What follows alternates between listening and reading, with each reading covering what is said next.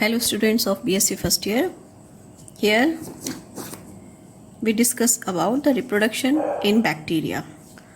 Bacteria में दो तरह का रिप्रोडक्शन देखा है, asexual and sexual.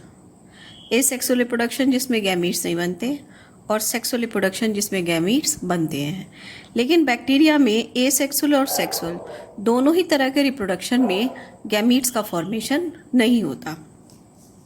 Asexual reproduction भी डिफरेंट टाइप का है, जिसमें by fission, by budding, by conidia, by oidiospore and by endospore. ये कुछ 5 मेन टाइप्स हैं जिसको यहाँ पर डिस्क्राइब किया है. तो फर्स्ट इज बाय फिशन. तो फिशन की प्रोसेस में क्या होता है कि एक सेल, मान लीजिए कोई बैक्टीरियल सेल है, ये जो है पहले इलोंगेट होगी, साइज इसका कुछ बढ़ जाएगा और इलोंगेट होने के बाद अब इससे जो है इसमें एक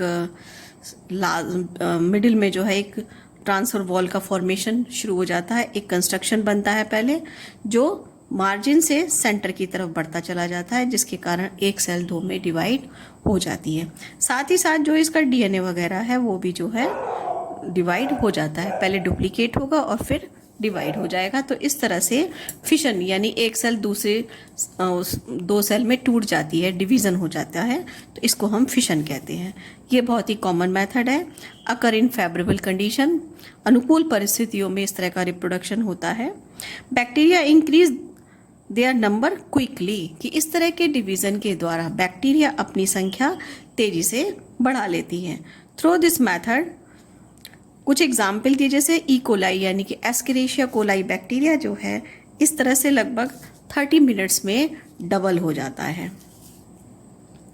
पेरेंट किस तरह से ये प्रोसेस होती है उसको मैंने फ्लो चार्ट से बताया है. पेरेंट या मदर सेल जो बैक्टीरिया की, सबसे पहले वो इलोंगेट होगी, उसका साइज जो है बढ़ना शुरू हो जाएगा. उसके बाद उसका जो डीएनए है, क्लोरोप्लास्ट है, इन सब में जो है डुप्लीकेशन की प्रोसेस स्टार्ट हो जाएगी, यानी कि इसके कंटेंट जो हैं डबल होने लगेंगे. तो इसके कंटेंट डबल होने से ही इन सब की मात्रा दुगनी हो जाएगी.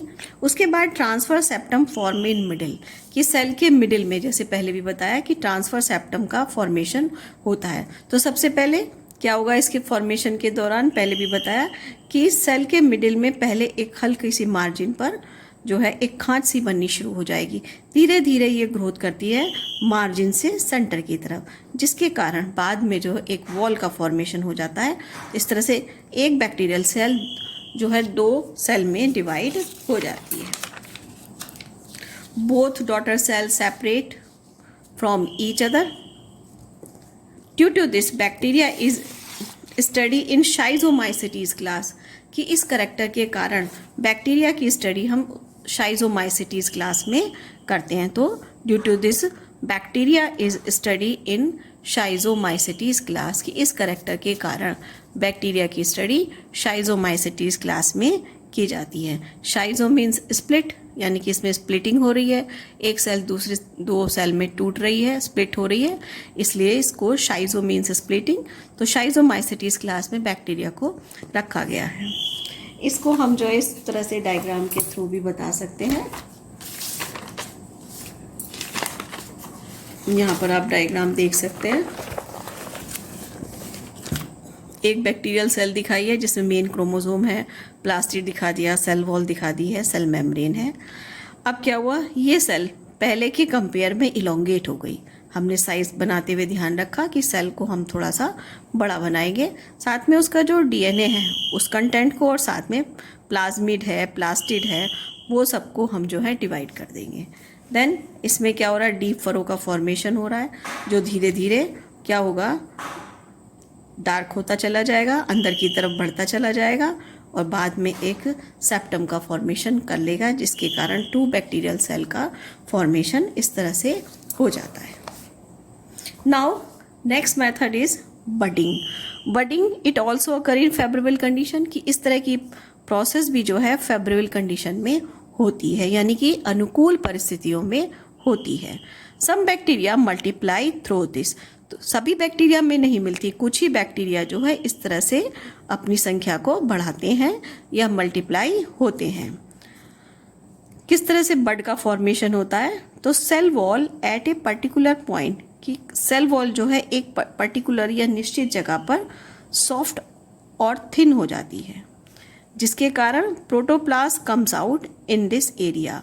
मान लीजिए कोई सेल है, अब ये सेल पर्टिकुलर एक एरिया पर यहाँ पर जो है कैसे हो जाएगी, थोड़ी सी थिन होने लगेगी और प्रोटोप्लाज्म इस एरिया पर प्रेशर डालेगा तो एक आउटग्रोथ सी बाहर की ओर निकल आती है। तो protoplast comes out in this area, यहाँ पर प्रोटोप्लास्ट आ गए हैं। अब एरिया इज कॉल्ड बड। अब इस स्ट्रक्चर को हम क्या कहेंगे, बड कहेंगे। बाद में यहाँ पर जो है सेप्टम बन जाएगा इन केस के बीच, but increase in size. Genetic material also divide and comes out in it. अब जो है सेप्टम बनने से पहले क्या होगा, यहाँ का जो डीएनए है, जेनेटिक मटेरियल जो है वो भी इस पार्ट में आ जाएगा और बाद में यहाँ पर सेप्टम का फॉर्मेशन हो जाएगा। After maturity but detached from the parent plant, कि जब ये मैच्योर हो जाएगी तो ये जो है पेरेंट प्लांट से अलग हो जाएगी और bud develop into a new bacteria, और इसके बाद बड से एक नया बैक्टीरिया बन जाता है। कुछ एग्जाम्पल है इस तरह के रिप्रोडक्शन के, वो है रोडोमाइक्रोबियम और दूसरा है हाइफनोमोनास। तो इस तरह के बैक्टीरिया में जो है ऐसा बडिंग के थ्रू जो है रिप्रोडक्शन पाया जाता है।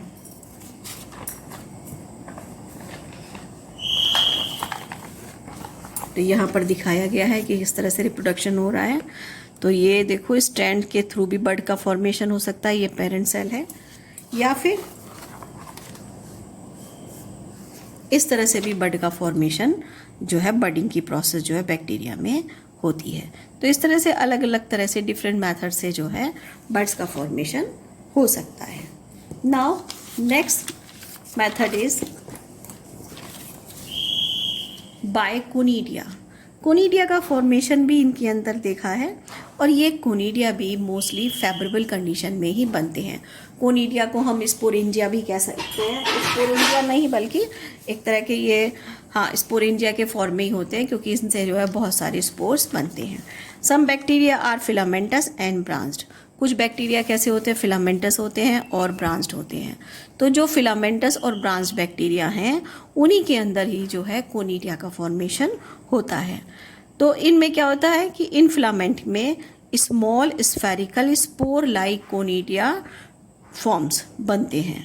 तो small spherical spore like conidia का फॉर्मेशन इनके फिलामेंट्स में जगह जगह पर हो जाएगा और ये कोनिडिया जो है एक के बाद एक बनते हैं, ग्रुप में बनते हैं, एक चेन में बनते हैं इन फेवरेबल कंडीशन। और जब परिस्थितियाँ बहुत ज़्यादा अनुकूल होती हैं तो ये कोनिडिया एक दूसरे से सेपरेट हो जाते हैं और जर्मिनेशन करके नया बैक्टीरिया बना लेते हैं। एग्जाम्पल दे रखा है streptomyces. Then oidiospore. In some bacteria oidia is form instead of conidia, कि कुछ बैक्टीरिया ऐसे हैं जिनमें कोनिडिया न बन के ओइडिया का फॉर्मेशन होता है। ओइडिया क्या है, oidia are small and thin walled. तो इसके करेक्टर थोड़े से कोनिडिया से अलग हैं, ये साइज में और ज़्यादा स्मॉल होते हैं compare to conidia and thin walled.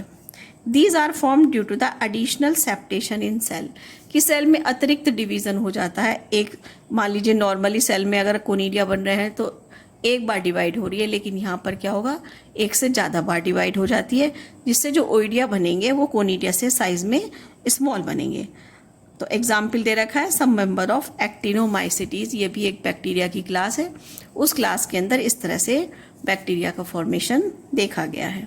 Now next point is endospore is a most important character of the bacteria, कि बैक्टीरिया में एंडोस्पोर का फॉर्मेशन होता है और ये एंडोस्पोर जो है प्रतिकूल परिस्थितियों में बनते हैं। ये बात आपको ध्यान रखने की है।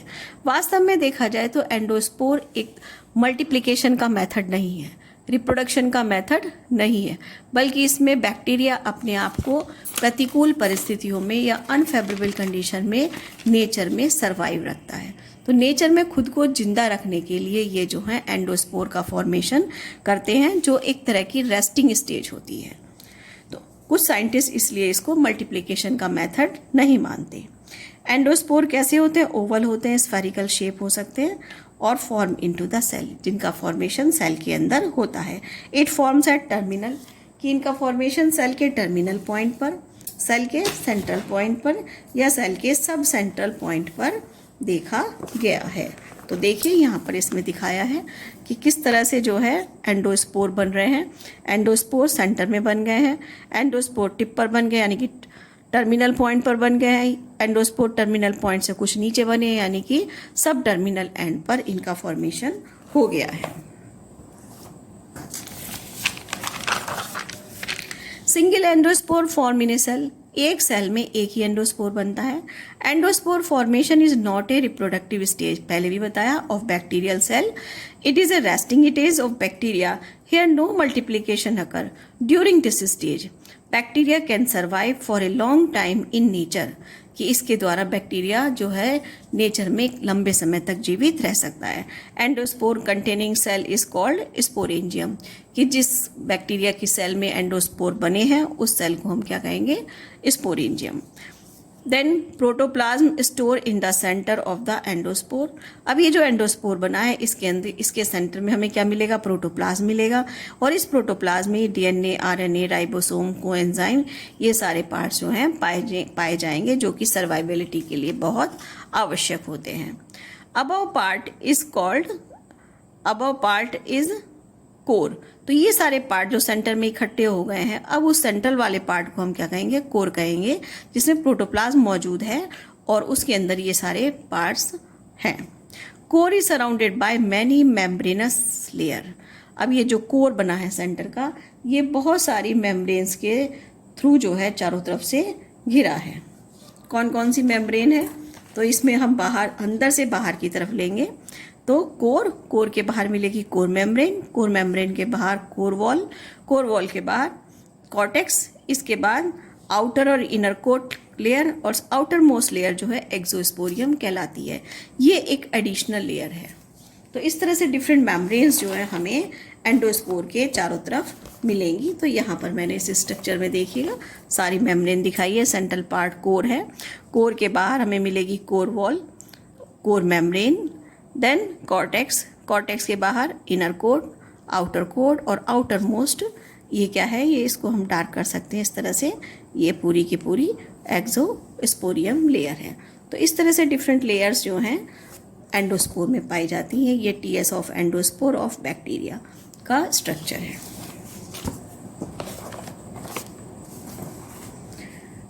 Cortex is multilayered and very complex of calcium dipicolinic acid peptidoglycan. तो कॉर्टेक्स जो है मल्टीलेयर है और बहुत सारे कॉम्प्लिकेटेड केमिकल से मिलकर बना है, जिसमें इसका नाम दिया है, और ये सारे स्ट्रक्चर जो हैं इसमें पाए जाते हैं। नाउ एग्जाम्पल, किस तरह के बैक्टीरिया में जो है हमें एंडोस्पोर मिलेंगे, उसका एग्जाम्पल है एजेटोबैक्टर मिलेंगे। Endospore form in gram positive bacillus bacteria.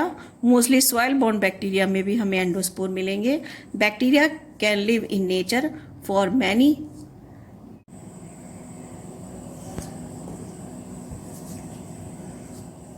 एंडोस्पोर्म forms in gram positive bacillus bacteria.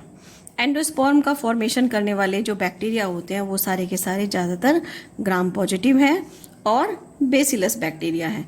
कोकस वगैरह बैक्टीरिया जो है वो एंडोस्पोर्म का फॉर्मेशन कम करते हैं।